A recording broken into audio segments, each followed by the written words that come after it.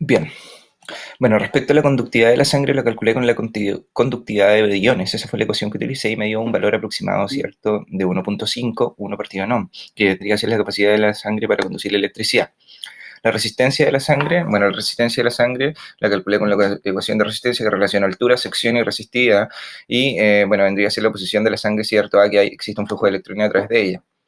Bueno, las situaciones con o sin daño, al comparar los valores, en este caso tenemos, cierto, que la resistencia la calculé con esa ecuación y por lo general, cierto, respecto a la resistencia, cierto, sin daño, va a ser mucho menor y por lo tanto, cierto, va a existir una mayor probabilidad de conducir la electricidad. Respecto a la situación, cierto, de contacto, tenemos que la resistencia, cierto, en este caso va a ser mayor mientras mayor sea la superficie de contacto. Por ejemplo, tenemos la resistencia de contacto de manos sin daño, va a ser mucho mayor que la resistencia de contacto de las manos, cierto, con daño. Bueno, la comparación de las secciones, en este caso tenemos que la sección, cierto, de los músculos va a ser considerablemente, cierto, mucho mayor, y tenemos que mientras mayor sea la sección, por lo general, cierto, va a tener una tendencia a conducir menos la electricidad. Bueno, el componente, cierto, con mayor corriente, en este caso tenemos que, bueno, la resistencia de las grasas, cierto, me va a dar ese valor, y mientras menor sea la resistencia, cierto, mayor va a ser la corriente que va a pasar a través de ella. ¿Cómo calculo la corriente? La voy a calcular con la ley de Ohm. Bueno, el cálculo de la resistencia total sin daño y la resistencia total con daño las voy a calcular con la ecuación de suma de resistencias en serie, que relacionan, por ejemplo, tanto resistencias, bueno, en este caso tenemos que la resistencia total con daño, ¿cierto?, va a ser mucho menor en general.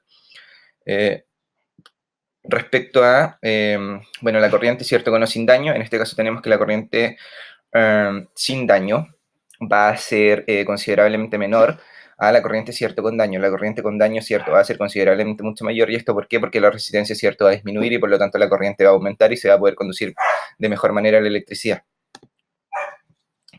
Respecto a la caída de potencial del corazón, en este caso tenemos que por qué cae el potencial del corazón, porque el golpe eléctrico, cierto, va a interferir en el dipolo del corazón y por lo tanto se va a conducir menos la electricidad y el potencial de acción.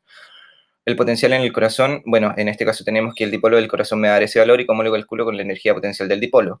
Y el potencial máximo del corazón también utilizo la misma ecuación de energía potencial del dipolo que me da ese valor. Respecto a la caída de potencial en la elección, la caída del potencial en la elección, utilizo la ecuación de caída de tensión que va a relacionar todas esas variables y me da esos valores, ¿cierto? En este caso tengo que la caída de potencial, bueno, interfiere, ¿cierto?, en la transferencia del potencial de acción y el potencial de Nernst vendría a ser el potencial de reposo, ¿cierto?, una membrana de cualquier tipo de células. Lo calculo con la ecuación de potencial de Nernst, me da ese valor, de menos 15 milivoltios aproximadamente. ¿Sí? Vendría a ser algo así como el potencial para que se despolarice una membrana. Exacto, el que se tiene que superar.